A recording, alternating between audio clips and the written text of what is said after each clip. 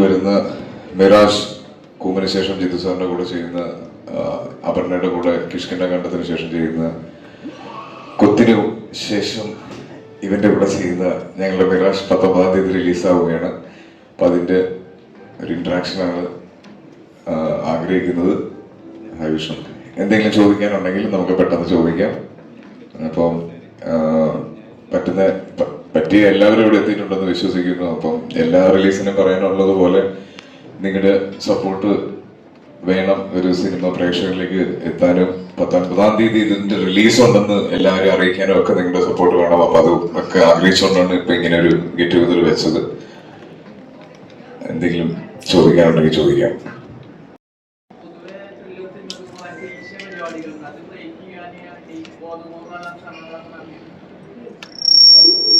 സിനിമയിലെ ക്ലീഷേഴ്സ് ഒഴിവാക്കാൻ പറ്റുമോ? ക്ലീഷേഴ്സ് ഉണ്ടാവും. അത് നമ്മളിപ്പോൾ കാരണം ബേസിക്കലി നമ്മൾ അതിനകത്ത് ഒരു പ്രത്യേകിച്ചും ത്രില്ലർ പോലത്തെ ഒരു ജോണറിൽ കേൾക്കുന്നുണ്ടോ? ജോണറിന്റെ പ്രോബ്ലം വെച്ചാല് നിങ്ങൾ എക്സൈറ്റ് ചെയ്യുക, ത്രില്ലർ അടിക്കുക, അങ്ങനത്തെ ഒരു സിറ്റുവേഷൻസിലൂടെയൊക്കെ കൊണ്ടുപോകണം. അപ്പൊ ചില ഷോർട്സ്, ചില pattern of music, pattern of അതൊക്കെ ചെയ്യേണ്ടി വരും. അങ്ങനത്തെ ചില ക്ലീഷ ഇല്ലാത്ത സീൻസ് ഇല്ലാതെ മാക്സിമം കുറയ്ക്കുക, അവോയ്ഡ് ചെയ്യുക. പിന്നെ അത് വേറെ അതിനെ അങ്ങനെ എന്താ പറയുക, ഇവിടെ കുറച്ച് നമ്മൾ ക്ലീഷ സീക്വൻസ് ചെയ്തിട്ടുണ്ടെങ്കിൽ ഇപ്പുറത്ത് വേറെ എന്തെങ്കിലും വെച്ചിട്ട് അതിനെ ലിഫ്റ്റ് ചെയ്ത് കൊണ്ടുപോവുക എന്നുള്ളതേ ഉള്ളൂ. അപ്പം എല്ലാ ത്രില്ലറിലും ഉണ്ടാകുന്ന ചില സംഭവങ്ങൾ മിറാഷിൽ നിങ്ങൾക്ക് പ്രതീക്ഷിക്കും. പക്ഷെ ചിലപ്പോൾ മറ്റുള്ള സിനിമകളിൽ കാണാത്ത ചിലത് അതുകൊണ്ടാവാം. അതായത് ക്ലീഷയെ തീരെ ഒഴിവാക്കി അങ്ങനെ സിനിമ ചെയ്യാൻ പറ്റുമെന്ന് എനിക്ക് തോന്നുന്നു.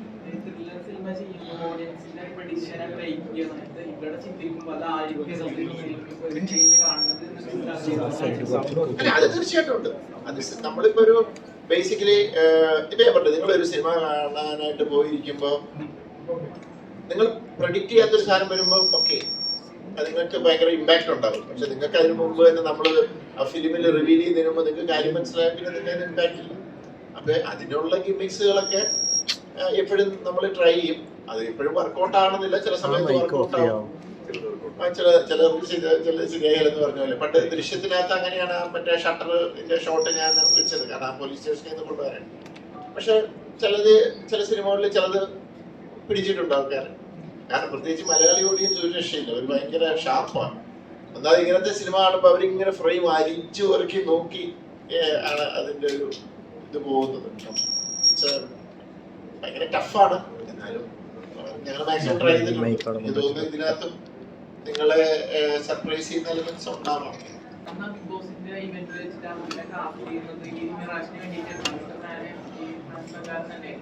അതെ അതെ അതെ, അദ്ദേഹം പറഞ്ഞായിരുന്നു ഒരു അപ്കമിങ് ഫിലിമിൽ അതിന്റെ കാസ്റ്റിംഗ് നടക്കുന്നേ ഉള്ളായിരുന്നു. അങ്ങനെയാണ് അത് നിങ്ങൾ കണ്ടിട്ട് വിലയിരുന്നത്, ഞാനല്ലോ പറയുന്നത്. ഒരു തുടക്കക്കാരൻ എന്നുള്ള നിലയിൽ ഫിലിമില് അതിൻ്റെതായ ഹിക്കപ്സ് അതെല്ലാ ആക്ടേഴ്സിനും ഉള്ള പോലെ കാണും. ബട്ട് ഇത് ഇവഞ്ച്വലി നമ്മൾ എന്താ പറയാ, അർജുന ഡിസൈഡ് ചെയ്യേണ്ടത് എത്രത്തോളം ഹാർഡ് വർക്ക് ഇട്ട് അതിനെ ചെയ്യാന്നുള്ളത്. എൻ്റെ ഒരു കാഴ്ചപ്പാടിൽ നമുക്ക് ആ ക്യാരക്ടറിന് വേണ്ട രീതിയിലുള്ള പെർഫോമൻസ് അതിന് വേണ്ടിയിട്ടുള്ള അർജുൻ ചെയ്ത് തന്നിട്ടുണ്ട്. ഇനി ഫ്യൂച്ചർ അർജുൻ കഴിയില്ല.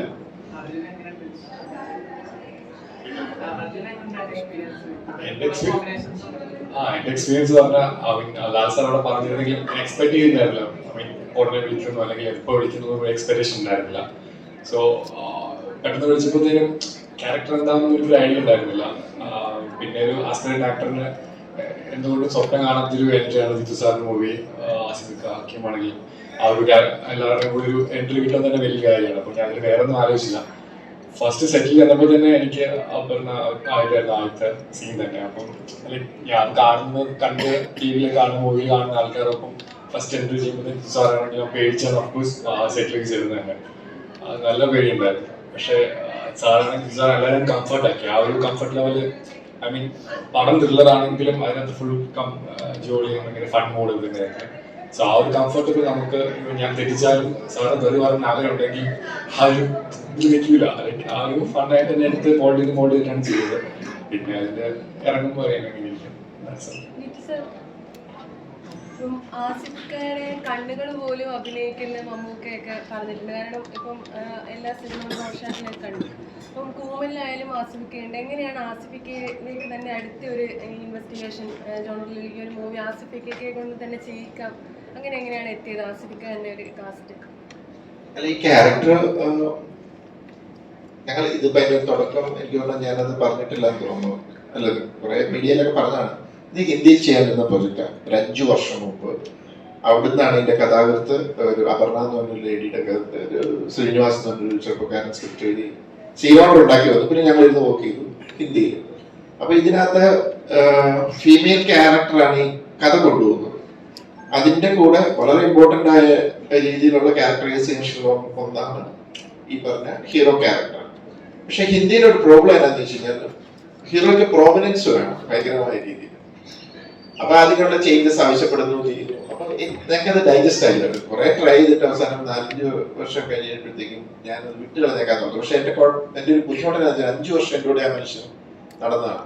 ഈ സബ്ജക്റ്റിൽ നമുക്കുള്ള ഒരു വിശ്വാസം. അപ്പൊ ഞാൻ പറഞ്ഞു നമുക്കൊന്ന് മലയാളത്തിൽ ട്രൈ ചെയ്ത് നോക്കാം. അപ്പൊ ഒരു ശരിയെന്നാണ്. അപ്പൊ ഞാൻ ആദ്യം വിളിച്ചത് ആസിഫിനെയാണ്. കാരണം അത് ആസിഫിന്റെ ഒരു പ്രത്യേകത. ഞാൻ ഇതിനു മുമ്പ് കോമൺ വർക്ക് ചെയ്തപ്പോഴും പിന്നെ ഇദ്ദേഹം ചെയ്ത പല സിനിമകളും ഒക്കെ നോക്കാൻ കണ്ടിട്ടുണ്ട്. ഇപ്പൊ റോഷാക്കുന്ന പടത്തിനകത്ത് എന്താണ് ആ കണ്ണുകൾ മാത്രമേ ഉള്ളൂ, പക്ഷെ അത് ചെയ്തില്ലേ, അത് ഭയങ്കര പേരും കിട്ടി. അപ്പൊ എനിക്ക് ഇത്രയും സ്ക്രീൻ സ്പേസ് ഉള്ളൂ എന്ന് ഓർത്ത് ചെയ്യാതിരിക്കുന്നതല്ല. അതിനകത്ത് അത് ആസിഫിന്റെ ഇന്റലിജൻസ് ആണ് ഞാൻ നോക്കും. അപ്പൊ എനിക്ക് ഇത് ഞാൻ ആസിഫിന്റെ അടുത്ത് പ്രസന്റ് ചെയ്തു, ഇതാണ് സംഭവം. അപ്പൊ ഒരു ഔട്ട്ലൈൻ പറഞ്ഞു. എന്നോട് പറഞ്ഞു എനിക്കിത് സ്ക്രീൻ പ്ലേ ഒന്ന് ഡീറ്റെയിൽ ആയിട്ട് കേട്ടാൽ ഞാൻ പറയാൻ ചേട്ടാന്ന് പറഞ്ഞു. ഞാൻ സ്ക്രീൻ പ്ലേ പറഞ്ഞപ്പോൾ ചേട്ടാ ഞാനും ചെയ്യാം, ഒരു കുഴപ്പമില്ല. അത് കഴിഞ്ഞിട്ടാണ് ഞങ്ങൾ ആ പറഞ്ഞതിലേക്കും ബാക്കി കാസ്റ്റിംഗിലേക്കും പോയത്. ഞാനിപ്പോ തുറന്നു പറയാണ്, ഇപ്പൊ ആസിഫ് സത്യം ആസിഫ് അത് ചെയ്തില്ലെന്ന് പറഞ്ഞാൽ ചെറിയ പ്രൊജക്ട് ഉണ്ടാകത്തില്ല. അതാണ് സത്യം.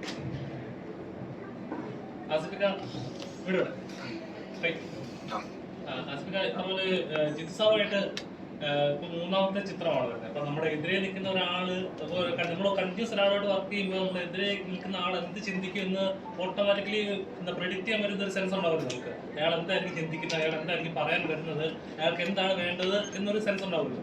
മിറാഷിലേക്ക് വരുമ്പോൾ ജിത്തു സാർ എന്താണ് കമ്മ്യൂണിക്കേറ്റ്, ഈ ക്യാരക്ടർ എന്തൊക്കെ ട്രാൻസ്ഫോർമേഷൻ വേണം, അതിൽ പറയാതെ തന്നെ ഈ ക്യാരക്ടറിന് എന്തൊക്കെ ചെയ്യണം എന്ന് ക്യാച്ച് ചെയ്യാൻ പറ്റിയിരുന്നു? എനിക്ക് ജിത്തു സാറിനോട് വർക്ക് ചെയ്യുമ്പോൾ നമ്മൾ കൂവലാണ് ഞാൻ ആദ്യമായിട്ട് സാറിനോട് ചെയ്യുന്നത്. അന്ന് എനിക്ക് മനസ്സിലായതാണ് ഓരോ ഷോട്ടിനും എന്ത് ചെയ്യണം എന്നുള്ളത് വളരെ കൃത്യമായിട്ട് സാർ തന്നെ നറേറ്റ് ചെയ്ത് തരും. അത് എത്ര ടേക്സ് പോയിട്ടാണെങ്കിലും സാർ ആഗ്രഹിക്കുന്നതിലേക്ക് എത്തുന്നത് വരെ മെനക്കിടാൻ എല്ലാവരും റെഡിയാണ്. അപ്പൊ മിറാഷിനെ വിളിക്കുമ്പോഴും അത് തന്നെയായിരുന്നു. എനിക്ക് എന്റെ ഭാഗത്തു നിന്നുള്ള പ്രിപ്പറേഷനേക്കാൾ കൂടുതൽ ഇപ്പം എന്റെ ക്യാരക്ടർ ഒരു ഓൺലൈൻ ജേർണലിസ്റ്റ് ആണ്, കുറച്ച് ഹൈപ്പർ ആക്റ്റീവ് ആണ്, എവിടെയും എന്ത് റിസ്ക് എടുക്കാൻ തയ്യാറായിട്ടുള്ള ഒരാളാണ്. അപ്പൊ ഇങ്ങനെ ഒരു ബേസിക് ഐഡിയ ക്യാരക്ടറിനെ പറ്റിയുണ്ട്. പിന്നെ ഇതൊരു ത്രില്ലർ ആയതുകൊണ്ടും ഇതിന്റെ സ്ക്രീൻ പ്ലേ ഞാൻ എപ്പോഴും പറയാറുണ്ട്, എന്നെ സംബന്ധിച്ചിടത്തോളം സിനിമയുടെ പില്ലർ എന്ന് പറയുന്നത് അതിന്റെ സ്ക്രീൻ പ്ലേ ആണ്. അപ്പം ആ സ്ക്രീൻ പ്ലേ ഭയങ്കര സോളിഡ് ആണ്. ഞങ്ങൾ എല്ലാവരും ആ സ്ക്രീൻ പ്ലേ ഡിമാൻഡ് ചെയ്യുന്ന രീതിയിലേക്ക് പെർഫോം ചെയ്യണം എന്നുള്ളതാണ് ഞങ്ങൾക്ക് ഉണ്ടായിരുന്ന ഒരു വെല്ലുവിളി. അത് സാറ് കൃത്യമായിട്ട് ഞങ്ങളെ കൊണ്ട് ചെയ്യിപ്പിക്കുന്നുണ്ടായിരുന്നു.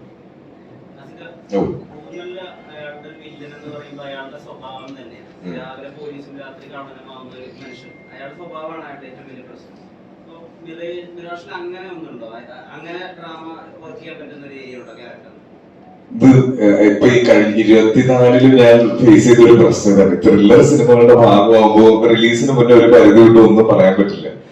അപ്പൊ ഇതിനും ആ പ്രശ്നമുണ്ട്.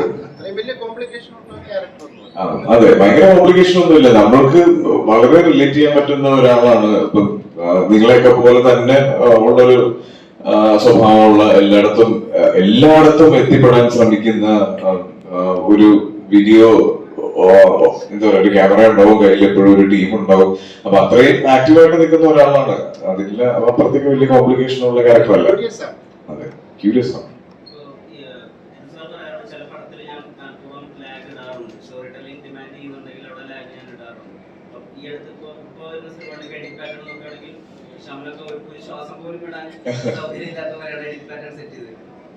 ആ രീതിയിലുള്ള ഡിസ്കഷൻസ് നടക്കാറുണ്ടോ സാറായിട്ട്? എന്തായിരിക്കും എഡിറ്റ് പാറ്റേൺ? നമ്മുടെ ഇപ്പോൾ ഉള്ള ഫാസ്റ്റ് ആ മൂവ്മെന്റ് പോകണം, അതോ സാറിന്റെ രീതി പക്ഷെ ഓരോ സിനിമയ്ക്കും ഓരോ രീതിയുണ്ട്, അത് ഡിമാൻഡ് ചെയ്യുന്നത്. ചില സ്ഥലത്ത് ഇമോഷൻസ് നമുക്ക് കൺവേ ചെയ്യണമെന്നുണ്ടെങ്കിൽ അവിടെ ആ സ്പേസ് അറിയിക്കുന്ന ഒരു സമയം കൊടുക്കണം. അത് നമുക്ക് ചിലപ്പോൾ ഒരു ക്രൗഡിന്റെ കൂടെ ഇരുന്ന് കാണുമ്പോൾ നമുക്കത് ലാഗായിട്ട് ഫീൽ ചെയ്തേക്കാം. പക്ഷെ ആ കഥ കമ്മ്യൂണിക്കേറ്റ് ആണെങ്കിൽ, ആ സിറ്റുവേഷൻ കമ്മ്യൂണിക്കേറ്റ് ആവണമെങ്കിൽ ആ ലാഗ് വേണം.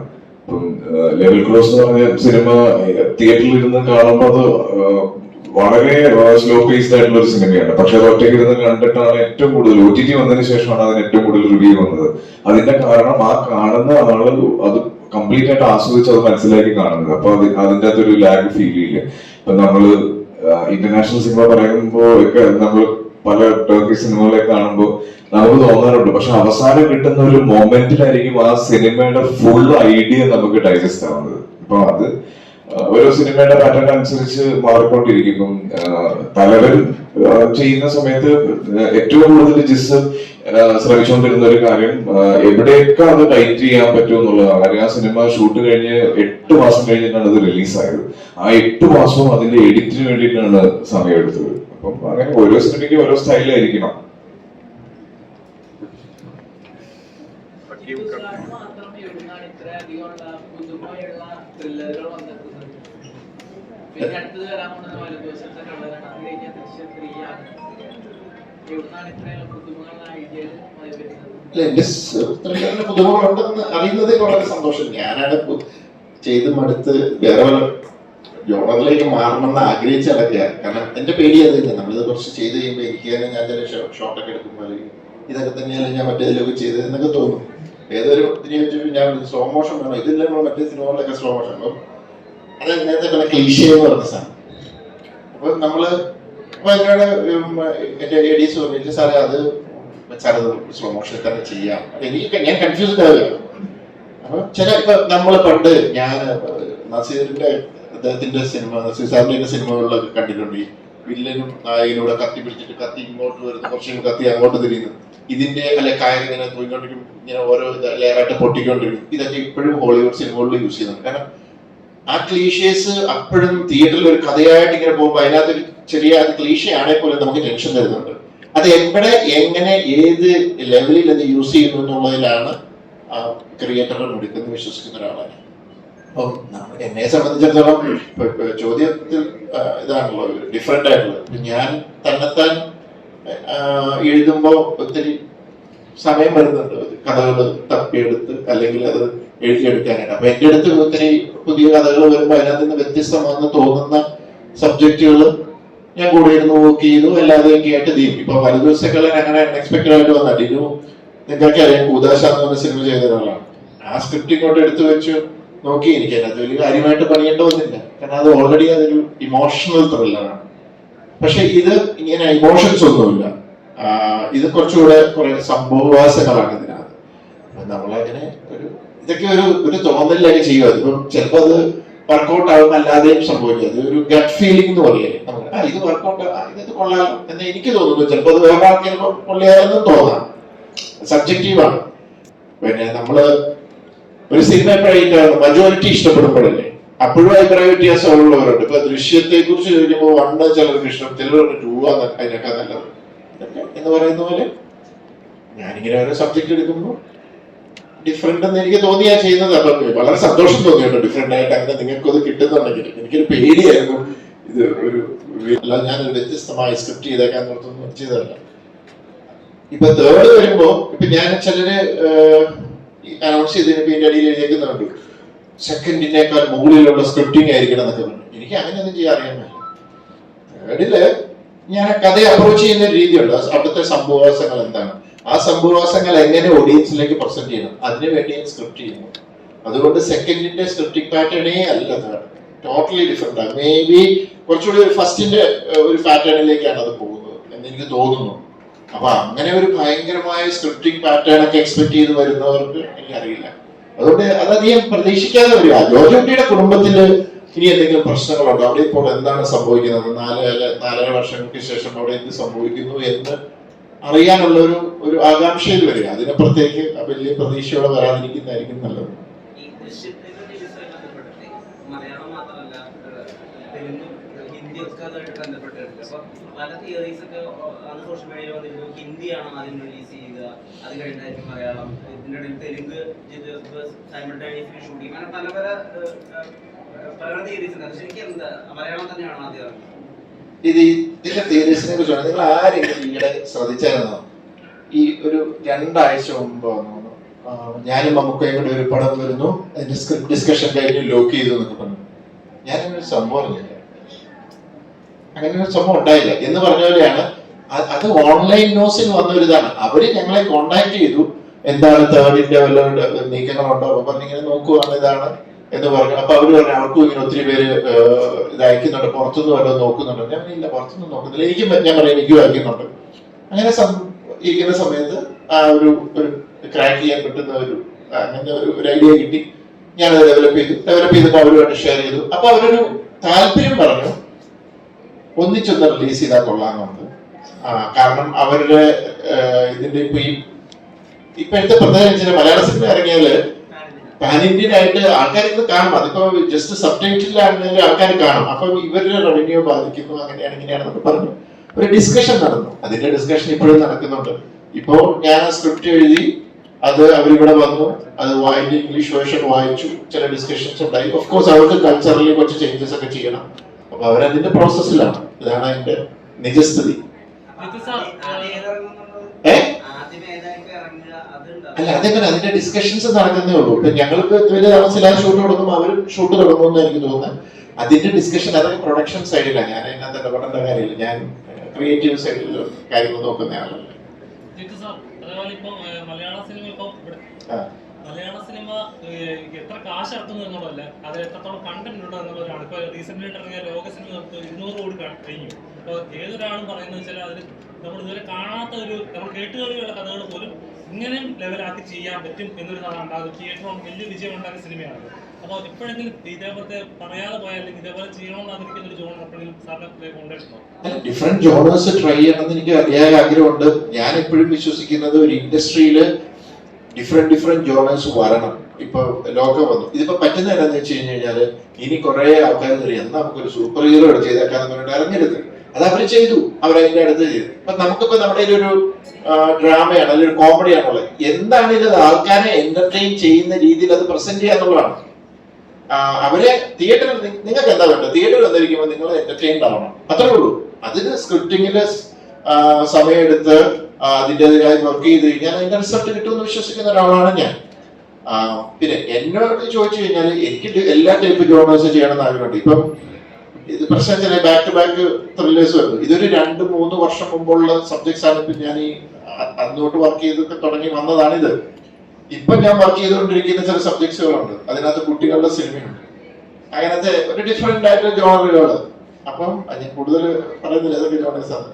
അപ്പം അത് ചിലപ്പോൾ സംഭവിക്കുന്നത് ചിലപ്പോൾ 2 വർഷം കഴിഞ്ഞായിരിക്കും.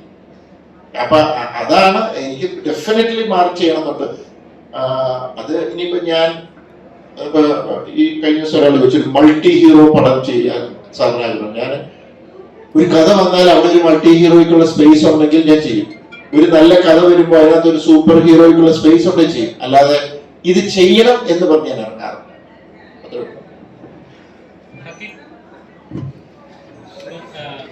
നമ്മൾ ചെയ്യുന്ന കഥാപാത്രം ചെറുതോ വലുതൊന്നുമല്ല, ചെയ്യുന്ന പെർഫോം ചെയ്യാനുള്ള സ്പേസ് കിട്ടുന്ന കഥാപാത്രം പ്രേക്ഷകരിലേക്ക് എത്തിക്കുക എന്ന് പറയുന്ന നമ്മുടെ ആക്ടിനെ സംബന്ധിച്ച് ഏറ്റവും സിഗ്നേച്ചർ. ഇപ്പോൾ ചില കഥാപാത്രങ്ങൾ അതിനെ റെക്കഗ്നൈസ് ചെയ്യപ്പെടണമെന്നില്ല. ഇപ്പം മീശയിലെ കഥാപാത്രം നല്ല പ്രേക്ഷകരെല്ലാം നല്ല പെർഫോം ചെയ്യാൻ കിട്ടിയ ഒരു കഥാപാത്രം എല്ലാവരും റെസ്പോൺസ് കൊടുക്കുന്ന കഥാപാത്രമാണ്. പക്ഷെ അധികം ആളുകളിലേക്ക് എത്തിയില്ല. അപ്പോൾ ഈ സിനിമയിലെ കഥാപാത്രം എത്രത്തോളം ഡെപ്തുണ്ട്? ഇതിലെ കഥാപാത്രത്തെ കുറിച്ച് എനിക്ക് അങ്ങനെ ഒരുപാട് പറഞ്ഞ പോലെ ആസിഫ് പറഞ്ഞ പോലെ തന്നെ ഇതൊരു ത്രില്ലർ ആയതുകൊണ്ടും ജിത്തു ജോസഫ് പടം ആയതുകൊണ്ടും എനിക്ക് അങ്ങനെ പറയാൻ പറ്റില്ല. പക്ഷെ തീർച്ചയായിട്ടും മാക്സിമം അത് തന്നെയാണ് ശ്രമിക്കാറ്. കിട്ടുന്ന ജോലി മാക്സിമം വെറുപ്പിക്കാതെ ചെയ്യാൻ ശ്രമിക്കുക എന്നുള്ളതാണ് ഞാൻ നോക്കാറുള്ളൂ. അപ്പൊ ചോദ്യം എന്തായാലും അതായത് ഇപ്പൊ പെർഫോം ചെയ്യാനായിട്ട് നമുക്ക് നല്ല രീതിയിൽ പെർഫോം ചെയ്തിട്ടും ചിലത് റെക്കഗ്നൈസ് ചെയ്യും, ചിലത് തിരിച്ചറിയത്തില്ല. അപ്പൊ മീശയിലെ കഥാപാത്രം നല്ല രീതിയിൽ ചർച്ച ചെയ്തൊരു കഥാപാത്രം, നല്ല പെർഫോം ചെയ്യാൻ സ്പേസ് കിട്ടിയ ഒരു കഥാപാത്രമായിരുന്നു. പക്ഷെ അത് എല്ലാവരിലേക്ക് എത്തിയില്ല. പിന്നെ OTT-ലൊക്കെ വന്നപ്പോഴാണ് ആളുകൾ ഒന്നുകൂടെ തിരിച്ചറിയാൻ നോക്കിയത്. അപ്പൊ എപ്പോഴെങ്കിലും ഫീൽ ചെയ്തിട്ടുണ്ടോ ഈ പത്രം പെർഫോം ചെയ്തിട്ടും? അല്ല, ഇത് പടത്തിന്റെ വിജയം അനുസരിച്ചിരിക്കുന്നതാണ് എനിക്ക് തോന്നുന്നത്. പടം കൊമേഴ്ഷ്യലി ഇപ്പൊ നല്ല സിനിമ ചീത്ത സിനിമ അങ്ങനെയല്ല ഞാൻ പറയുന്നത്. പടം കൊമേഴ്ഷ്യലി ഒരുപാട് ആൾക്കാർ കണ്ടിട്ടുണ്ടെങ്കിൽ പെട്ടെന്ന് അതിനുള്ള റെക്കഗ്നീഷനും അതിനുള്ള മറുപടികളും പെട്ടെന്ന് നമുക്ക് അതിന്റെ ഇൻസ്റ്റന്റ് ആയിട്ട് നമുക്ക് അതിന്റെ റെസ്പോൺസും കിട്ടും. എന്ന് കരുതി ഓടുന്ന പടങ്ങളെല്ലാം നല്ല പടങ്ങളെല്ലാം ഓടുന്നോ അങ്ങനെയൊന്നും എനിക്ക് പറയാൻ പറ്റില്ല. പക്ഷേ ഈ പറഞ്ഞ പോലെ തന്നെ പടം കൊമേഴ്ഷ്യലി ഹിറ്റ് ആയിട്ട് കുറച്ചും കൂടെ നമുക്ക് പെട്ടെന്ന് അതിന്റെ റെസ്പോൺസ് കിട്ടുന്നത് മാത്രമേ ഉള്ളൂ. അത് ഞാനത് ശ്രദ്ധിക്കാറില്ല. എൻ്റെ ജോലി അഭിനയിക്കുക എന്നുള്ളത് മാത്രമേ ഉള്ളൂ. അപ്പോൾ ബാക്കി അതിന്റെ വിജയപരാജയങ്ങൾ പ്രൊഡ്യൂസറിന്റെ ഉത്തരവാദിത്വം, അയാളുടെ റിസ്ക്കുമാണ്. ഇപ്പോ ആക്ടേഴ്സിൽ കണ്ടുവരുന്ന ഒരു ട്രെൻഡ് ഉണ്ട്. അവര് സോഷ്യൽ മീഡിയയിൽ ഒരു social media completely turn of ചെയ്യുന്ന ഒരു അവസ്ഥയിലേക്ക് പലപ്പോഴും എത്തുന്നത്. അപ്പൊ പറയുന്നുണ്ടായിരുന്നു ഫഹദ് എന്നെ ഇമെയിലിലൂടെ മാത്രം ആക്സസബിൾ ആവുന്ന ഒരു കാലഘട്ടത്താണ് ഞാൻ സ്വപ്നം കാണുന്നത്. ഈ അടുത്ത ഐശ്വര്യലക്ഷ്മി സോഷ്യൽ മീഡിയയിൽ നിന്ന് എല്ലാവർക്കും എക്സിറ്റ് ആയി പോവുകയുണ്ടായി. അപ്പൊ കുറെ കാലം മുമ്പ് തന്നെ ഫോൺ മെസ്സേജിൽ കൃത്യമായി ലിമിറ്റ് വെച്ച ആളാണ്. അപ്പൊ എന്തുകൊണ്ടായിരിക്കും ഈ സോഷ്യൽ മീഡിയ ആക്ടേഴ്സിനെ പലപ്പോഴും കുറച്ചധികം ബോധർ ചെയ്യുന്ന, അവരെ നിന്നും കട്ട് ഓഫ് ആവുന്ന, അതിനെപ്പറ്റി എന്തെങ്കിലും പറയണം? സോഷ്യൽ മീഡിയ എനിക്ക് ഒരുപാട് തെറ്റിദ്ധരിപ്പിക്കപ്പെടുന്നുണ്ട് സോഷ്യൽ മീഡിയയിലൂടെ. നമ്മള് അതിന്റെ ഒരു അൽഗോരിതം തന്നെ നമുക്ക് ഇൻട്രസ്റ്റ് ഉള്ള കാര്യങ്ങൾ നമ്മൾ സെർച്ച് ചെയ്യുന്ന കാര്യങ്ങളിന് റിലേറ്റഡ് ആയിട്ടുള്ളതാണ് എപ്പോഴും നമ്മുടെ ഫീൽഡിൽ വന്നുകൊണ്ടിരിക്കുന്നത്. അപ്പൊ നമ്മൾ ആവശ്യമില്ലാതെ കുറെ ടെൻഷനും കുറെ കാര്യങ്ങളും ഒക്കെ ഒരുപാട് കാര്യങ്ങളെ പറ്റി ആവശ്യമില്ലാതെ ബോധമുണ്ടാവുന്നുണ്ട് സോഷ്യൽ മീഡിയ കാരണം. പിന്നെ രണ്ട് സൈഡും ഉണ്ട്. ലോകത്ത് നടക്കുന്നത് എന്താണെന്ന് നമുക്ക് പെട്ടെന്ന് അറിയാൻ പറ്റും. നമുക്ക് ആളുകളായിട്ടുള്ള കമ്മ്യൂണിക്കേഷൻ എളുപ്പമാണ്. അപ്പൊ അത് നമ്മൾ എങ്ങനെ ഹാൻഡിൽ ചെയ്യുന്നു എന്നുള്ളതനുസരിച്ച് ഇപ്പൊ എന്നെ സംബന്ധിച്ചിടത്തോളം എനിക്കൊരു പേഴ്സണൽ ഇൻസ്റ്റാഗ്രാം അക്കൗണ്ട് ഉണ്ട്, ഫേസ്ബുക്ക് അക്കൗണ്ട് ഉണ്ട്. വല്ലപ്പോഴും പോസ്റ്റ് ചെയ്യണമെന്ന് തോന്നുമ്പോൾ ഞാൻ പോസ്റ്റ് ചെയ്യാറുണ്ട്, ഇടയ്ക്കൊക്കെ കയറി നോക്കാറുണ്ട്. അല്ലാതെ അത് ഒരു ഭയങ്കര സംഭവമായിട്ടൊന്നും എനിക്ക് തോന്നിയിട്ടില്ല. ഇപ്പൊ ഫോൺ എടുത്ത് മാറ്റി വെച്ചാൽ തീരുന്ന പ്രശ്നമുള്ളൂ എന്നെ സംബന്ധിച്ചിടത്തോളം സോഷ്യൽ മീഡിയയിൽ. പിന്നെ ഒരു സമയം ഉണ്ടായിരുന്നു കോമന്റ്സ് വായിച്ച് ഇരുന്ന് വിഷമിക്കും സ്വയം, വെറുതെ ഡാർക്ക് എടുത്തുകൊണ്ടിരിക്കുന്നു. എന്നെ പറ്റി ആൾക്കാർ എന്തിനാണ് ഇങ്ങനെ പറയുന്നത് എന്നുള്ളത്. അത് നമ്മുടെ പേഴ്സണൽ സ്പേസിനെ ബാധിക്കും, നമ്മുടെ തോട്ട് പ്രോസസ്സിനെ ബാധിക്കും, നമ്മൾ ചെയ്തുകൊണ്ടിരിക്കുന്ന പണിയെ ബാധിക്കും. അപ്പൊ അങ്ങനെയൊക്കെ വരാത്ത രീതിയിലേക്ക് ലിമിറ്റ് ചെയ്ത് വെക്കാൻ പറ്റുവാണെങ്കിൽ അടിപൊളിയല്ലേ. ഞാൻ എന്നെ സംബന്ധിച്ചിടത്തോളം ഞാൻ ഫാഷൻ ഇഷ്ടപ്പെടുന്ന ഒരാളാണ്, കാറുകൾ ഇഷ്ടപ്പെടുന്ന ഒരാളാണ്. അപ്പൊ ഇതിന്റെയൊക്കെ അപ്ഡേറ്റ്സും ഇതിന്റെയൊക്കെ ന്യൂസും ഒക്കെ കാണാൻ എനിക്ക് സോഷ്യൽ മീഡിയ ഉപയോഗിക്കാറുണ്ട് ഞാൻ. പിന്നെ സിനിമ ഫിലിം ഇൻഡസ്ട്രിയിൽ നടക്കുന്ന കാര്യങ്ങൾ അറിയാറുണ്ട്. അപ്ഡേറ്റഡ് ആയിരിക്കണമല്ലോ. ഇപ്പൊ നമ്മൾ വന്ന് നിൽക്കുമ്പോൾ നിങ്ങളുടെ അടുത്ത് വരുന്ന ചോദ്യങ്ങള് ഒരാൾ പറഞ്ഞതിനെ പറ്റിയിട്ടൊക്കെ ഒരു മറുപടി പറയണമെന്നുണ്ടെങ്കിൽ സോഷ്യൽ മീഡിയ വേണം. പക്ഷെ അത് നമ്മൾ ഏത് ലിമിറ്റിൽ ഹാൻഡിൽ ചെയ്യുന്നു എന്നുള്ളതാണ് മാറ്റേഴ്സ്. അത് തന്നെയാണ് ഏത് ലിമിറ്റിൽ എന്നുള്ളതാണ്. ഇപ്പൊ അതിനകത്ത് നേരത്തെ അസുഖം പറഞ്ഞ പോലെ അതിനകത്തെ ഈ പറഞ്ഞ കമന്റ്സ് നോക്കാൻ പോയി കഴിഞ്ഞു കഴിഞ്ഞാല് പ്രശ്നമാണ്. കാരണം അതിനകത്ത് ജെന്യൂനിറ്റി കുറവാണ്. അതാണ് അതിനകത്തെ പ്രശ്നം. ഒരുപക്ഷെ പലരും ഇത് ചെയ്യുന്നതും അതുകൊണ്ടായിരിക്കും. ഇപ്പൊ ഞാനൊരു എക്സാമ്പിൾ പറയാം. ഞാൻ കുറച്ച് നാളായിട്ട് ഞാനങ്ങനെ നോക്കുന്ന ഒരാളല്ല, പക്ഷെ വളരെ ക്യൂരിയസ് ആയിട്ട് ഞാൻ ഇങ്ങനെ ഒന്ന് രണ്ട് സംഭവങ്ങൾ നോക്കുന്നുണ്ട്. കാരണം എന്ന് വെച്ചാൽ അതെന്നെ ഫസ്റ്റ് അട്രാക്ട് ചെയ്ത് നല്ല രീതിയിൽ ഇന്ന് ഒരു കുറ്റം പറയാണ്. ഞാൻ അത് ജെന്യുവൻ ആണെങ്കിൽ നമ്മളത് ഞാൻ ആ സ്പിരിറ്റിൽ എടുക്കുന്ന ഒരാളാണ്. ഞാൻ ആ വ്യക്തിയുടെ ഇതിലേക്ക് പോയി കഴിയുമ്പോൾ ഒന്നുമില്ല, കണ്ടിട്ട് ചുമ്മാ ഒരു പേരും ഇതും മാത്രമല്ല. അപ്പോഴെനിക്ക് മനസ്സിലായത് ഫേക്ക് പരിപാടിയാണ്. ഈ പുള്ളി എന്റെ പുറകെ ഉണ്ട് എല്ലാ പടത്തിന്റെയും. അപ്പൊ പുള്ളിയെ പേഴ്സണലി ടാർഗറ്റ് ചെയ്യാം. അപ്പൊ എപ്പോഴെങ്കിലും അത് പറയുന്ന മാറ്റർ ഓൾമോസ്റ്റ് സെയിമാണ്. ഇങ്ങനെ പറയും എപ്പോഴെങ്കിലും. ചിലപ്പോൾ അത് എന്റെ തൊട്ടപ്പുറത്തിരിക്കുന്ന എന്റെ സുഹൃത്തായിരിക്കാം, എനിക്ക് അറിയില്ല. അപ്പൊ എനിക്ക് മനസ്സിലായി. ഞാൻ ചുമ്മാ കൗതുകത്തോടെ നോക്കും, എത്ര നാള് പോകും ഞാൻ ഇങ്ങനെ നോക്കിക്കൊണ്ടിരിക്കുകയാണ്. പക്ഷെ അതെന്നെ അഫക്ട് ചെയ്തില്ല. അപ്പൊ അതുകൊണ്ട് അത് ശ്രമിക്കുന്ന ആ വ്യക്തി പരാജയപ്പെടുകയാണ്. പക്ഷെ ചിലരെ അത് ഭയങ്കരമായിട്ട് അഫക്ട് ചെയ്യും. ഒരു കാര്യം തന്നെ 10 തവണ പറഞ്ഞു കഴിയുമ്പോഴത്തേക്കും ആ വ്യക്തി ഭയങ്കരമായിട്ട് അത് ബാധിക്കും. അത് അപ്പൊ ആ വ്യക്തിയാണ് തീരുമാനിക്കുന്നത് അത് കണ്ടിന്യൂ ചെയ്യണോ വേണ്ടിയോ എന്നുള്ളത്. അതാണ് ഈ സോഷ്യൽ മീഡിയയിൽ നിന്ന് പലരും മാറി നിൽക്കുന്നത്. ഇപ്പൊ ആ വ്യക്തി നേരിട്ട് വന്ന് എന്നോട് പറഞ്ഞാൽ അത് നമുക്ക് ആ സ്പിരിറ്റിൽ എടുക്കാൻ പറ്റില്ല. അതാണ് ശരിക്കും സോഷ്യൽ മീഡിയ പലരും ഭയക്കുന്നതിന്റെ കാര്യം, അല്ലെങ്കിൽ വറിയിടാകുന്നതിന്റെ കാര്യം. അതേപോലെ നമ്മുടെ ക്യാരക്ടർ ചെയ്ത് നമ്മളത് ചെയ്യുന്ന കഥാപാത്രങ്ങൾ ആളുകളുടെ ഉള്ളിൽ നിൽക്കാൻ ചെറിയൊരു കാര്യമില്ല. ആസിഫിക്ക എന്ന് പറയുമ്പോൾ മലയാളി പ്രേക്ഷകർക്ക് പ്രിയപ്പെട്ട ഒരു നടനാണ്. താങ്കൾ ചെയ്ത് വെച്ച കഥാപാത്രം ഒരുപാട് പ്രിയപ്പെട്ട എന്താ പറയുക ഗോവിൽ നെസ്റ്റോട്ട് എന്ന് പറഞ്ഞ പോലെ ഒരുപാട് കഥാപാത്രങ്ങൾ ഉണ്ട്. അപ്പോൾ അങ്ങനെ ഒരു ബ്രാൻഡ് നിൽക്കുമ്പോൾ ഇതിൽ ജിത്തു ജോസഫ് ആസിഫലി കോമ്പോയിൽ ഇത്ര കോടി ക്ലബ് കയറും എന്ന് ഓൾറെഡി അങ്ങനെ ഒരു പ്രഡിക്ഷൻ ഉള്ള ഒരു സാധനമാണ്. അപ്പം അങ്ങനെയുള്ള സമയങ്ങളിൽ ഇപ്പൊ ചെറിയ ചെറിയ കഥാപാത്രങ്ങൾ, ഇപ്പൊ റോഷാക്കിലെ കഥാപാത്രം, കുറച്ച് കഥാപാത്രം ചില ക്യാരക്ടർ റോളുകൾക്ക് വന്ന് പോരാനായിട്ട് ചില സ്റ്റോറികൾ ചിലപ്പോൾ മടിക്കായിരിക്കും. ആസിഫിക്ക ഇതേപോലെ സ്റ്റാർ ആണല്ലോ, അപ്പൊ ഇങ്ങനെ കഥാപാത്രങ്ങൾക്ക് കാസ്റ്റ് ആവുമോ എന്നൊരു വിധം ഉണ്ടാവുമല്ലോ. അങ്ങനത്തെ കഥകളൊക്കെ വരാറുണ്ടോ, അതോ ഫുൾ ഹീറോ ഓറിയന്റഡ് സബ്ജക്ട്? ഇല്ല, എന്റെ അടുത്ത് ഒത്തിരി കഥകൾ വരാറുണ്ട്. കാര്യം ഞാൻ അങ്ങനെയുള്ള ക്യാരക്ടേഴ്സ് ചെയ്തിട്ടുള്ളത് കൊണ്ട് തന്നെ എനിക്ക് ഇപ്പോഴും എന്റെ അടുത്ത് വിളിച്ചിട്ട് പറയാറുണ്ട് ഒരു സ്ക്രിപ്റ്റ്. ഇപ്പം ഈ അടുത്ത് ഒരു ഫീമെയിൽ ഓറിയന്റഡ് ആയിട്ടുള്ള ഒരു സിനിമയിൽ, അപ്പൊ അതിന്റെ ഒരു ക്യാരക്ടർ ഉണ്ടായ 2 ദിവസത്തെ ഷൂട്ടേ ഉള്ളൂ.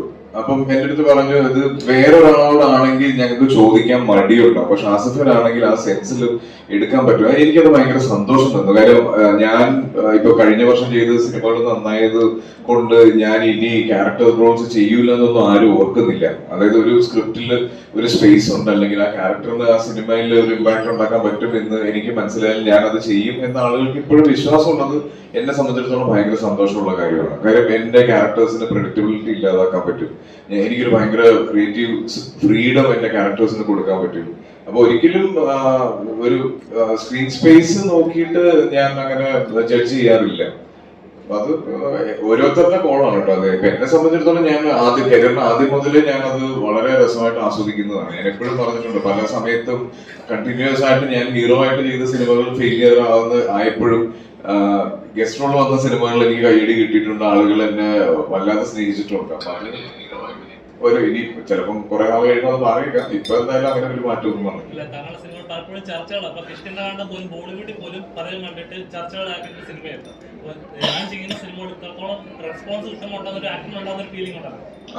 അത് ഉറപ്പായിട്ടും സിനിമകള് കോടി ക്ലബിനെ ഇതൊക്കെ പറയുന്നത് വളരെ അത്യാവശ്യമായിട്ടുള്ള ഒരു കാര്യമാണ്. വളരെ അതായത് സക്സസ്, നമുക്ക് അങ്ങനെ ഒരു പ്രൊഡ്യൂസറിന്, നമ്മളെ വിശ്വസിച്ച് ഒരു സിനിമയ്ക്ക് ഇറങ്ങുന്ന പ്രൊഡ്യൂസറിന് അടുത്ത സിനിമയ്ക്ക് സ്കെയിൽ വലുതാക്കി ചെയ്യാൻ ഇപ്പം നമുക്കറിയാം, നമ്മുടെ ഓരോ സിനിമകൾ വിജയിക്കും തോറും സിനിമയുടെ വലിപ്പം കൂടാനും നമ്മൾ ആഗ്രഹിക്കുന്ന രീതിയിലേക്ക് ആഗ്രഹിക്കുന്ന ടെക്നിക്കൽ സപ്പോർട്ടിലേക്ക് കൊണ്ടുപോകാൻ സാമ്പത്തികമായിട്ട് പ്രൊഡ്യൂസറിന് ധൈര്യത്തോടെ ഒരു തീരുമാനം എടുക്കാൻ പറ്റും. അപ്പൊ അത് ഈ പറയുന്ന കോടി ക്ലബുകളൊക്കെ കിട്ടിയാൽ അടിപൊളിയാണ്. എല്ലാവർക്കും താല്പര്യമുള്ള കാര്യമാണ്. സിനിമ വിജയിക്കണം, ആളുകൾക്ക് ഇഷ്ടപ്പെടണം, കൂടുതൽ കോടി ക്ലബ് വേണം.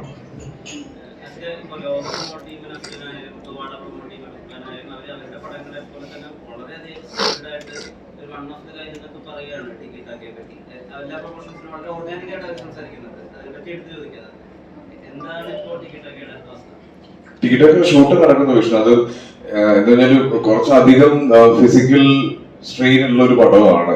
നല്ല അധ്വാനമുണ്ട് സിനിമയ്ക്ക്. അപ്പൊ നമുക്ക് ഒറ്റ സ്ട്രെച്ചിൽ അത് ഷൂട്ട് ചെയ്ത് പോകാൻ പറ്റില്ല. ഞങ്ങൾ ചെയ്യുന്നതെന്ന് പറഞ്ഞാൽ ഒരു 10 to 15 days ഷൂട്ട് ചെയ്യുക, ഒരു 5 days ബ്രേക്ക് ചെയ്യുക. അല്ലാതെ ഒറ്റ സ്ട്രെച്ചിൽ ഷൂട്ട് ചെയ്താൽ ചിലപ്പോൾ തീർന്നു പോകും. അങ്ങനത്തെ ഒരു സിനിമയാണ്. അപ്പൊ എക്സൈറ്റ്മെന്റ് ഉണ്ട്. പിന്നെ വലിയ പ്രോമിസസ് ഒന്നും തരുന്നില്ല. നമുക്കറിയാം, നമ്മള് രാവിലെ 6 മണിക്കൊക്കെ എഴുന്നേറ്റ് പോയി പല ഫാൻ ഷോയും കഴിഞ്ഞ് വന്നിട്ട് അത്രയും ബിൽഡപ്പിൽ കിട്ടിയ സിനിമകളൊക്കെ നമുക്ക് നെഗറ്റീവ് ഇമ്പാക്ട് ഉണ്ടാക്കിയിട്ടുണ്ട്. അപ്പൊ ഞാൻ ഇതുവരെ ചെയ്യാത്തൊരു സിനിമ, ഞാൻ ചെയ്യാൻ ആഗ്രഹിക്കുന്ന ഒരു സിനിമ, അതിന്റെ ഏറ്റവും നല്ല വേർഷന് വേണ്ടിയിട്ടാണ് ടിക്കറ്റൊക്കെ ട്രൈ ചെയ്തുകൊണ്ടിരിക്കുന്നത്.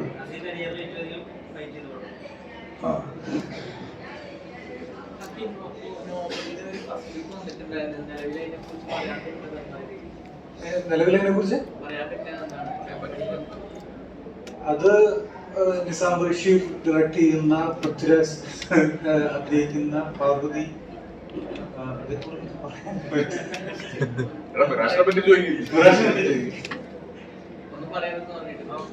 ആ എഗ്രിമെന്റ് എഴുതുമ്പോ പറയും, പറഞ്ഞിട്ടുണ്ടെങ്കിൽ പിന്നെ ബാക്കി സാലറി തരില്ല.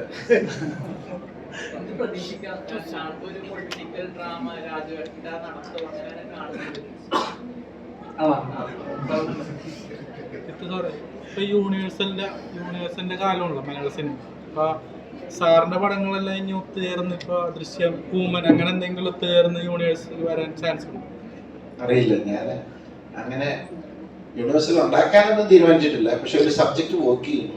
ഞാൻ നേരത്തെ പറഞ്ഞല്ലോ, ഞാൻ ഒരിക്കലും ഇന്നത് ചെയ്യണം എന്ന് പ്ലാൻ ചെയ്തിട്ട് ഇറങ്ങാറില്ല. ഒരു സബ്ജക്ട് വരുമ്പോൾ അതിനകത്ത് സാധ്യത ഉണ്ടെങ്കിൽ ഞാനപ്പോൾ ഞാനൊരു സബ്ജക്ട് എടുത്ത് വർക്ക് ചെയ്യാം. അപ്പൊ എനിക്ക് തോന്നുവാണെങ്കിൽ ഒരു കുട്ടീനെ കൊണ്ടുവരാം, ഗിരീനെ കൊണ്ടുവരാം, സാമലക്സിനെ കൊണ്ടുവരാം എന്നൊക്കെ തോന്നിയാൽ ഞാൻ ചെയ്യുമായിരിക്കും. എനിക്കറിയില്ല. പക്ഷെ അതിനു വേണ്ടിയിട്ടല്ല ഇവരെല്ലാം കൂടെ ഒന്നിച്ച് ഞാനൊരു ഐറ്റം ഉണ്ടാക്കാൻ പോയി. എനിക്ക് അറിയില്ല, ബേസിക്കലി സത്യം അത് അറിയില്ല. പക്ഷെ ചെയ്തു വരുമ്പോൾ സാധ്യത ഉണ്ടെങ്കിൽ ഞാൻ യൂസ് ചെയ്യും. ഞാൻ ഈ 3യുടെ സമയത്ത് എന്തെല്ലാം ഇത് വന്നു, CBI മറ്റേ സേതുരാമയ്യർ വരുന്നു, ഗിരി വരുന്നു. ഞാൻ അങ്ങനെ ഒരു ആംഗിളിൽ എനിക്ക് ചിന്തിക്കാനേ പറ്റിയിട്ടില്ല. കാരണം എനിക്ക് തോന്നുന്നു അന്നേരം ആ ദൃശ്യത്തിന്റെ ഭംഗി പോകുന്നു, അതിന്റെ ആ ഒരു അവരുടെ ഫാമിലിയുടെ കഥയുടെ ആ ഒരു ബ്യൂട്ടി പോകും. ഞാൻ അങ്ങനെ ചിന്തിച്ചിട്ടേ ഇല്ല.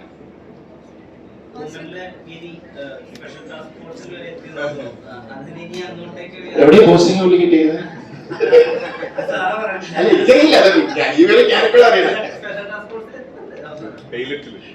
അല്ല പുള്ളി പോകുള്ളൂ, പുള്ളി കിട്ടിയല്ലോ, പുള്ളി പോയെന്ന് ഉറപ്പില്ല. കാരണം അവിടെ അതിനേക്കാൾ നല്ല മോഷണം നടത്താനുള്ള സാധ്യതകൾ നിൽക്കാം. അതൊക്കെ ശരിക്കും പറഞ്ഞ ആ ക്യാരക്ടറൊക്കെ വേണമെങ്കിൽ നമുക്ക് ഇനിയും സാധ്യതകളുള്ള അപ്പൊ ചില സംഭവങ്ങൾ വരുമ്പോ ചിലപ്പോൾ നമ്മൾ ആലോചിക്കും.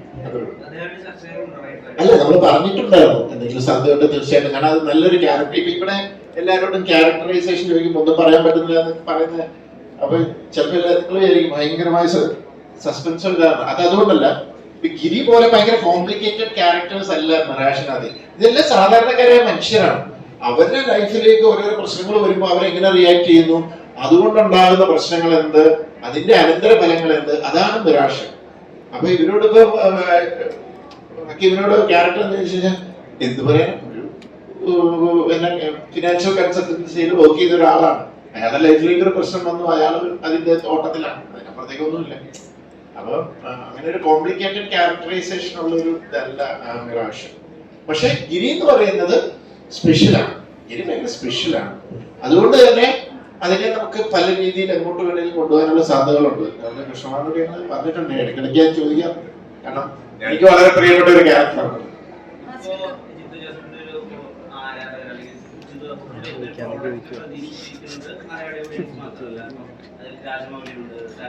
അയ്യോ ആ ലെവലിലേക്ക് പോലെ പുള്ളി അറിയാതെ ഒരു എഴുതിയേ ഉള്ളൂ.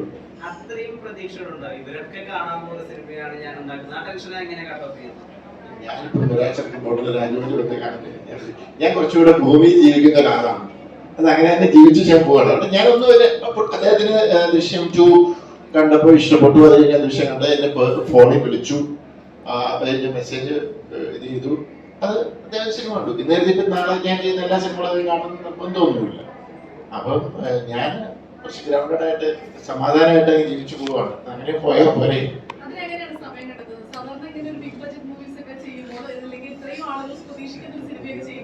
ഒരുപാട് ടൈം എടുത്ത് ചെയ്യാൻ എല്ലാവരും കേരളത്തിന് പുറത്തുള്ള സംവിധായകരാണെങ്കിൽ പോലും ഒരുപാട് ടൈം 3-4 വർഷം അതിന് വേണ്ടിയിട്ടൊക്കെ ഇരുന്ന് ചെയ്യുകയാണ്. ഇതിനിടയ്ക്ക് ഓരോ സിനിമകൾ ഇങ്ങനെ ഇട്ട് തരികയാണ്. ഈ ഒരു സിനിമ നിൽക്കുമ്പോൾ പോലും ഏത് സിനിമ നിൽക്കുമ്പോ ദൃശ്യം 3 അല്ലെ ദൃശ്യവും ചെറിയ സിനിമയാണ് ശരിക്കും പറഞ്ഞാൽ. എല്ലാ ദൃശ്യവും 2 ദൃശ്യവും തീർന്ന 45-46 ദിവസം കൊണ്ട് ഷൂട്ട് തീർന്നു. അതൊരു ശരിക്കും ഒരു ഫാമിലിയുടെ കഥയല്ലേ, അത്രേ ഉള്ളൂ. ഞാൻ അതിന്റെ ഒരു സ്കെയില് ഇതില് അല്ല. ഇപ്പം ഞാൻ എന്തുകൊണ്ട് 3-4 വർഷം ഒരു ഇതെടുത്ത് ഒരു അങ്ങനത്തെ ഒരു സബ്ജക്ട് ആലോചിക്കുന്നില്ലെന്ന് പറഞ്ഞാൽ ഇപ്പൊ എനിക്ക് ആലോചിക്കാൻ പറ്റാത്ത അവസ്ഥ. ഞാൻ കുറച്ചും പറഞ്ഞല്ലോ, ഞാൻ കുറെ പ്രൊജക്ടുകൾ ലൈനപ്പ് ചെയ്ത് നിൽക്കുകയാണ്. എന്റെ വീടിന്റെ തൊട്ടപ്പുറത്ത് തന്നെ ഗസ്റ്റ് ഹൗസ്. ആ ഗസ്റ്റ് ഹൗസിൽ റൗണ്ട് ദ ക്ലോക്ക് എന്റെ പിള്ളേർ വർക്ക് ചെയ്തോണ്ടിരിക്കുകയാണ്. 2 പടത്തിന്റെ പോസ്റ്റ് പ്രൊഡക്ഷനും 2 പടത്തിന്റെ പ്രീ പ്രൊഡക്ഷനും നടക്കുകയാണ്. ഇതിന്റെ ഇടയ്ക്ക് ഒരു തെലുങ്ക് പടത്തിന്റെ റൈറ്റിംഗ് നടക്കുന്നുണ്ട്. ഇങ്ങനെ ഇത് ഞാനല്ല എഴുതുന്നത്. അപ്പം ഇതിങ്ങനത്തെ പ്രോസസ്സ് പോയിക്കൊണ്ടിരിക്കുമ്പോൾ എനിക്കൊരു വലിയ പ്രൊജക്ട് എടുത്ത് ഞാൻ ഇത്രയും ഇതിന്റെ കൂടെ നിൽക്കുന്ന റൈറ്റേഴ്സ് അല്ലെങ്കിൽ ഇൻഡസ്ട്രി നിൽക്കുന്ന പ്രൊഡ്യൂസേഴ്സിനെ എല്ലാം ഞാൻ തള്ളിക്കളഞ്ഞിട്ട് വലിയൊരു പ്രൊജക്റ്റിലേക്ക് ചാടുന്നത്. അപ്പൊ പിന്നെ 2 കൊല്ലം മാറും. അപ്പൊ ഇവരെന്ത് ചെയ്യും? അപ്പം അതാണ് എന്റെ സിറ്റുവേഷൻ. അപ്പൊ പിന്നെ എനിക്ക് ഞാനെപ്പോഴും പറയുള്ളൂ, ഞാനൊരു എന്റെ ഡയറക്ടറോ റൈറ്ററോ ഒന്നും വിളിക്കുന്നത്, ഞാനൊരു സ്റ്റോറി ടെല്ലറാണ്. എനിക്ക് ഇങ്ങനെ കഥകൾ പറയുന്നത് ഭയങ്കര ഇഷ്ടമാണ്. കൊച്ചു കൊച്ചു കഥകൾ. അതായത് ഞാൻ പറഞ്ഞ പിള്ളേരുടെ സിനിമ പറഞ്ഞത് ഞാൻ പറഞ്ഞില്ലേ, എനിക്ക് ഭയങ്കര ആഗ്രഹമാണത്. അതിലാണ് എന്റെ കിക്ക്, എന്റെ സന്തോഷം. എനിക്ക് ഇഷ്ടമുള്ള സാധനങ്ങൾ ഞാൻ നോക്കി.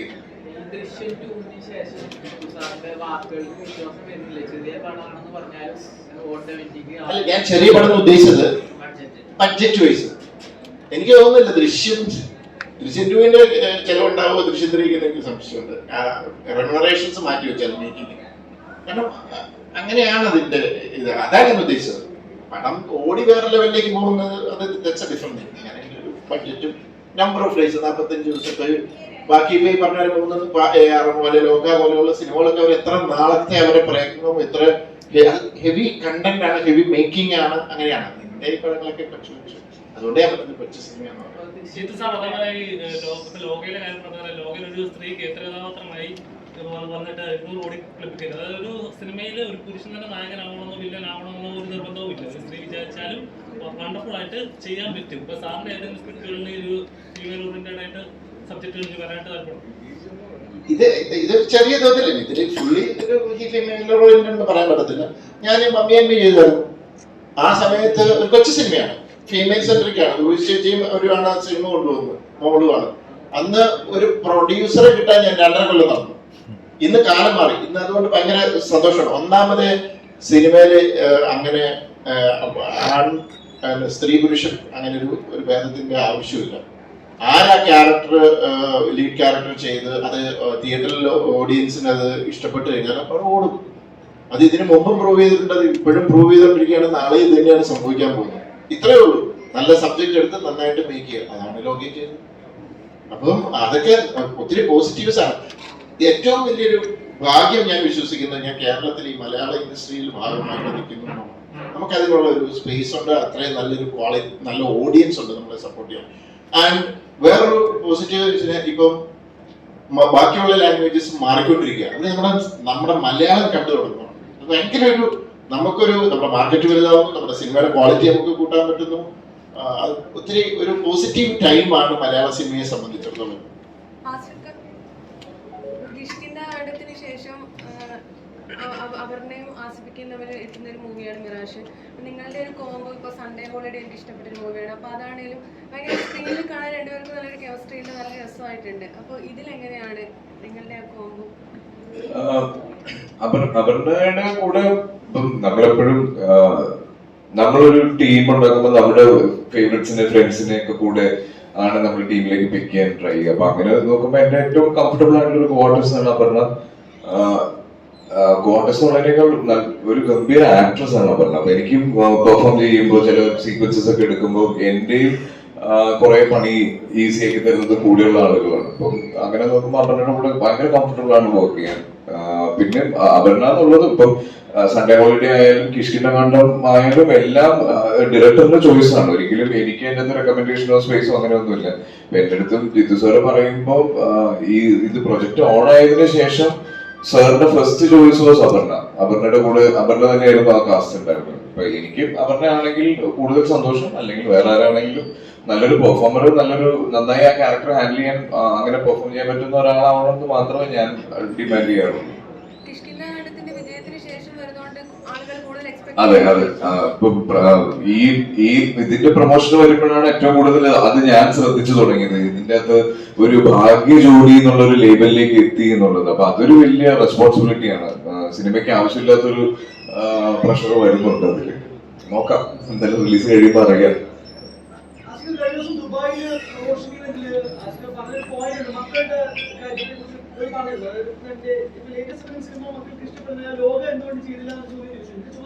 ഒന്ന് അവർക്ക് ഇഷ്ടപ്പെടുന്ന ഒരു സിനിമയായിരിക്കും മിറാഷ്. രണ്ടാമത്തത് ഇവര് അപ്രോച്ച് ചെയ്തിട്ടുണ്ട്, ഇവരോട് സംസാരിച്ചിട്ടുണ്ട്, ഇവരോട് പ്രത്യേകിച്ച് മക്കളുടെ ഇവരെ അപ്രീഷിയേറ്റ് ചെയ്ത രീതി. ഡൊമിനിക്കായിട്ട് ഞാൻ ഒരുപാട് നാളത്തെ ബന്ധമുള്ളതാണ്. ലോകയുടെ എല്ലാ അപ്ഡേറ്റ്സും ഷൂട്ടിന്റെ കാര്യങ്ങളും ഒക്കെ ആയിട്ട് സംസാരിച്ചിട്ടുണ്ട്. പിന്നെ കുട്ടികളുടെ കാര്യം പറഞ്ഞു പറഞ്ഞാൽ അവർക്ക് കുട്ടികൾക്ക് ഇഷ്ടപ്പെടുന്ന ഫസ്റ്റ് പ്രിഫറൻസ് ഇപ്പം ഞാൻ ചെയ്ത കഴിഞ്ഞ വർഷത്തെ സിനിമകൾ വെച്ച് കമ്പയർ ചെയ്യുമ്പോൾ കുട്ടികൾക്ക് കാണാൻ പറ്റിയ ഇപ്പൊ കിഷ്കിന്ധാകാന്ഡം എന്റെ പോലെ മനസ്സിലാവില്ല. അത് കാണുന്ന ഓഡിയൻസ് കുറച്ചും കൂടെ മെച്ചുവേർഡ് ആയിട്ടുള്ള ഓഡിയൻസ്, അതാണ് ഞാൻ ഉദ്ദേശിച്ചത്. ഈവൻ തലവനാണെങ്കിലും ലെവൽ ക്രോസ് ആണെങ്കിലും ഒക്കെ കുറെ കൂടെ മെച്ചുവേർഡ് ആയിട്ടുള്ള ഓഡിയൻസിന് ആസ്വദിക്കാൻ പറ്റുന്ന സിനിമയായിരുന്നു. സർക്കിട്ട് ഉണ്ടായിരുന്നു. സർക്കിട്ട് കുട്ടികൾക്ക് ഇഷ്ടപ്പെട്ട സിനിമയാണ്. അതിലെ പാട്ട് ഇഷ്ടമാണ്, ജഗ്പൂര് ഇഷ്ടമാണ്. അപ്പം ഈ ബാക്കിയുള്ള സിനിമകളെ വെച്ച് കമ്പയർ ചെയ്ത് അപ്പം ലോക പോലൊരു സിനിമ അവര് തിയേറ്ററിൽ പോയി കണ്ടപ്പോൾ ഭയങ്കര ഇപ്പൊ പ്രത്യേകിച്ച് പറയേണ്ടത് നമ്മളൊരു ഹോളിവുഡ് ലെവൽ സ്ക്രീൻ പ്ലേയും മേക്കിങ്ങും നറേഷനും ഒക്കെ ഉള്ളൊരു സിനിമ. അത് ഇപ്പൊ അവഞ്ചേഴ്സ് ഒക്കെ കണ്ട് ഇഷ്ടപ്പെട്ട കുട്ടികൾക്ക് ഉറപ്പായിട്ടും മലയാളത്തിൽ അതൊരു ഫസ്റ്റ് എക്സ്പീരിയൻസ് ആണ്. ഇപ്പം എന്റെ ചെറുപ്പത്തിൽ ഓഫ് ഹാബി എന്ന് പറയുന്ന സിനിമ ഓർക്കുന്നുണ്ടോ? അത് ഒരു അത്ഭുതമായിരുന്നു അന്ന്. അപ്പൊ അന്ന് കിരീടം കാണണോ ഓഫ് ഹാബി കാണണോ എന്ന് ചോദിച്ചാൽ ഞാൻ ഓഫ് ഹാബി എന്നേ പറയുള്ളൂ. അല്ലെ? ഇപ്പൊ ഞാൻ എന്തുകൊണ്ടാണ് പണ്ട് നമ്മൾ തിയേറ്ററിൽ പോയി കാണാൻ ആഗ്രഹിക്കാത്ത പല സിനിമകളും ഇന്ന് നമ്മുടെ ഫേവറേറ്റ് ലിസ്റ്റിലുള്ള സിനിമകളാണ്. അന്ന് എനിക്കത് മനസ്സിലാക്കാൻ പറ്റും. അതാണ് ഞാൻ ഉദ്ദേശിച്ചത്. ഇപ്പം സാക്ഷാൽ ശ്രീമാൻ ചാത്തോണി എന്ന് പറഞ്ഞ ഒരു ഗംഭീര സിനിമയുണ്ട്. എനിക്ക് തോന്നുന്നില്ല ആ സിനിമ പിന്നെ എപ്പോഴെങ്കിലും കാണാൻ പറ്റിയിട്ടുണ്ടോ എന്ന് പോലും അറിയില്ല. അപ്പൊ ഇപ്പൊ അവരുടെ പ്രായത്തിൽ അവർക്ക് ആസ്വദിക്കാൻ പറ്റുന്നതിനേക്കാൾ മുകളിലാണ് ഞാൻ കഴിഞ്ഞ വർഷം ചെയ്ത പടങ്ങളെല്ലാം. ഞാനും ആഗ്രഹിക്കുന്നുണ്ട് അത്തരത്തിലുള്ള സിനിമകൾ ചെയ്യണമെന്നുള്ളത്. ഇൻഫാക്ട് ഞാനൊരു സൂപ്പർ ഹീറോ മൂവി ഫാനാണ്. അപ്പൊ എന്റെ ഒരുപാട് വർഷത്തെ ആഗ്രഹമായിരുന്നു ഒരു സൂപ്പർ ഹീറോ ചെയ്യണം എന്നുള്ളത്. പക്ഷെ അതില് ഞാൻ ആഗ്രഹിക്കുന്ന പോലത്തെ ഒരു സിനിമയ്ക്കുള്ള ഒരു സ്ക്രിപ്റ്റ് സ്ക്രീൻ പ്ലേ ഒന്നും എന്റെ അടുത്തേക്ക് ഇതുവരെ വന്നിട്ടില്ല. അപ്പം വന്നു കഴിഞ്ഞാൽ ഉറപ്പായിട്ടും അത് ചെയ്യും. അവരോട് ചോദിച്ചാണല്ലോ അങ്ങനെ ഏതെങ്കിലും ചാപ്റ്ററിൽ ഞാൻ പറയാൻ ചാൻസ് അവരായിട്ട് തരുവാണെങ്കിലല്ലേ നല്ലത്, ചോദിച്ചു പഠിക്കുന്നതിനേക്കാൾ. ആഗ്രഹമുണ്ടോ? ആഗ്രഹമുണ്ട്, ഡെഫിനറ്റ്ലി ഉണ്ട്. ഇപ്പം ഏത് ആക്ടേഴ്സിനോട് ചോദിച്ചാലും ആക്ടേഴ്സിന്റെ ഏറ്റവും നല്ല ഒരു സ്വഭാവ ഗുണം അതാണ്. എല്ലാവർക്കും ഒരു ഭയങ്കര ഹെൽത്തി ആയിട്ടുള്ള ഒരു കോമ്പറ്റീഷൻ മനസ്സിലുണ്ടാവും. അവർ ചെയ്യുന്ന പോലത്തെ സിനിമകൾ ചെയ്യണം, അവർക്കുണ്ടായ പോലത്തെ സക്സസ് ഉണ്ടാവണം എന്നൊക്കെ ഉള്ളത്. അപ്പം അങ്ങനെ ഒരു ആഗ്രഹം എനിക്കുണ്ട്. വിളിക്കുവാണെങ്കിൽ ഉറപ്പായിട്ടും പോയി ചെയ്യും.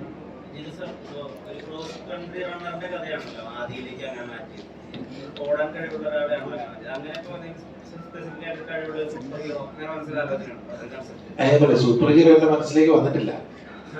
അത് വരട്ടെ. ഞാൻ പറഞ്ഞില്ലേ, അത് ഓർഗാനിക്കലി സംഭവിക്കുന്നു. ഞാനല്ലാതെ അടുത്തത് ചെയ്തേക്കാം എന്നപ്പോ പേപ്പർ പെയിൻ എടുത്ത് ഇറങ്ങാൻ ഇല്ല. അങ്ങനത്തെ ഇല്ല. അത് ആക്ച്വലി കൈൻഡ് ഓഫ് ലൈഫ് സ്റ്റോറിയാണ്. എന്റെ ചെറുപ്പത്തിൽ കണ്ടതും വേറെ ഒരു സംഭവങ്ങളുടെ ഇതുമൊക്കെ ആയിട്ട് വെച്ചിട്ടുള്ള ഒരിതാണ്. ഒരു ഫൺ ഫിലിം, കുട്ടികളുടെ സിനിമ അങ്ങനെ. അപ്പൊ നമ്മളേതാണ്ട് എല്ലാ ഏരിയയും കവർ ചെയ്ത് തോന്നുന്നു അല്ലേ? അപ്പൊ ഇനി എല്ലാവരും 19-ാം തീയതി തിയേറ്ററിൽ വന്ന് കാണുക ആൻഡ് സപ്പോർട്ട് ചെയ്യുക. ഈ പറഞ്ഞ പോലെ മാക്സിമം ഇങ്ങനൊരു പടം 19-ന് ഇറങ്ങുന്നുണ്ടോന്ന് ആൾക്കാരിലേക്ക് എത്തിക്കുക. അങ്ങനെ അല്ലേ?